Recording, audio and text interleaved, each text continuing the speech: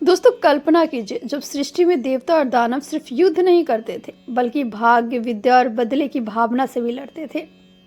कल्पना कीजिए एक ऐसा ऋषि पुत्र जिसके पिता ने स्वयं ब्रह्मा विष्णु महेश की परीक्षा ली हो, जिसकी माँ तप, त्याग और शक्ति का स्वरूप हो, और फिर भी वही पुत्र देवताओं का नहीं, दैत्यों का गुरु बन गया।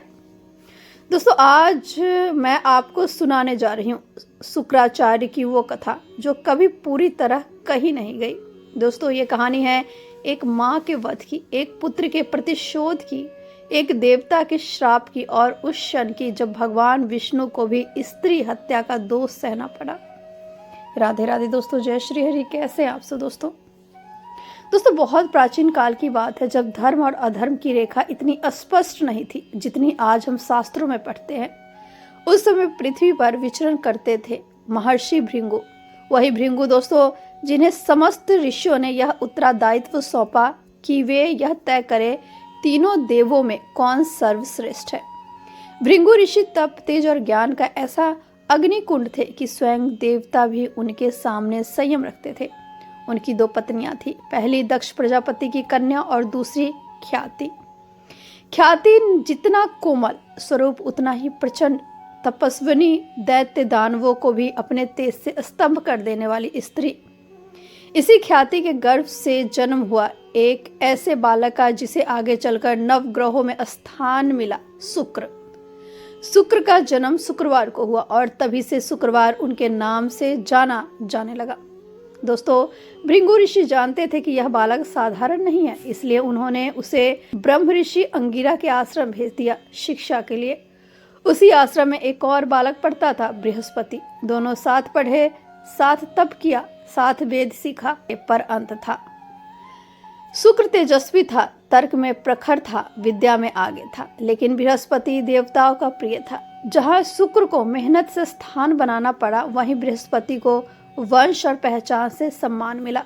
दोस्तों यही एक बीज पड़ा, ईर्ष्या का बीज।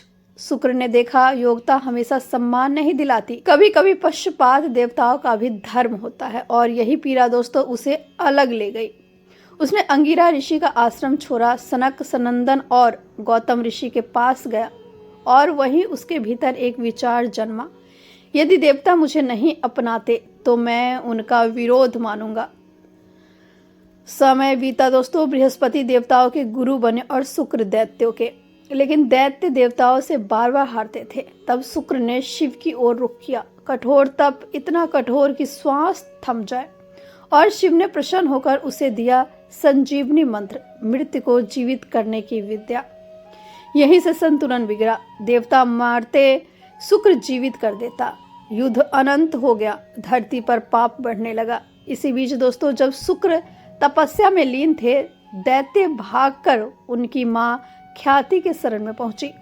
ख्याति ने मां की तरह उन्हें आश्रय दिया। जो भी देवता दैत्य मारने आता, ख्याति अपने तपोबल से उसे मूर्छित कर देता या अपंग। अब देवता भी डरने लगे। तब धर्म की रक्षा के लिए स्वयं भगवान विष्णु को हस्तक्षेप करना पड़ा, और वही हुआ जो इतिहास में सबसे विवादित है। भगवान विष्णु ने सुदर्शन चक्र उठाया और ख्याति का वध कर दिया। एक माँ, एक पत्नी, एक तपस्विनी। जब शुक्र को यह पता चला, उसकी तपस्या आंसू बन गई। उसने शिव की तपस्या और कठोर कर दी, संजीवनी मंत्र में पूर्ण सिद्धि पाई, दैत्यों को फिर खड़ा किया, और तभी उसने प्रतिज्ञा ली, विष्णु आज से मेरे शत्रु है। भृंगु ऋषि को जब अपनी पत्नी के वध का पता चला तो उनका क्रोध ऋषि का नहीं, महाप्रलय का था। उन्होंने विष्णु को श्राप दिया, जिसने स्त्री का वध किया उसे बार बार गर्भ में जन्म लेना होगा, कोख की पीड़ा सहनी होगी। और तभी से दोस्तों विष्णु सीधे प्रकट नहीं हुए। परशुराम, राम, कृष्ण सबको मां के गर्भ में रहना पड़ा। दोस्तों यही था शुक्राचार्य का बदला, यही थी देवताओं की हार।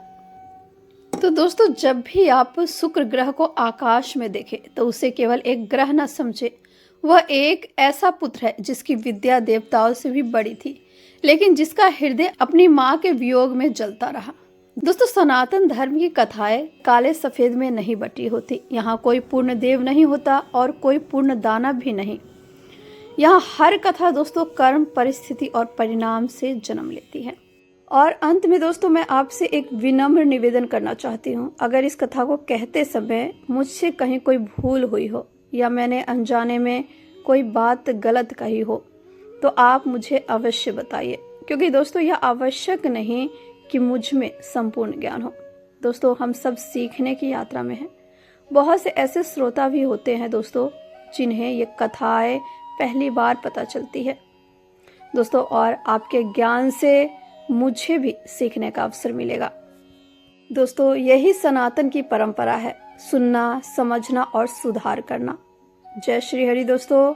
हर हर महादेव।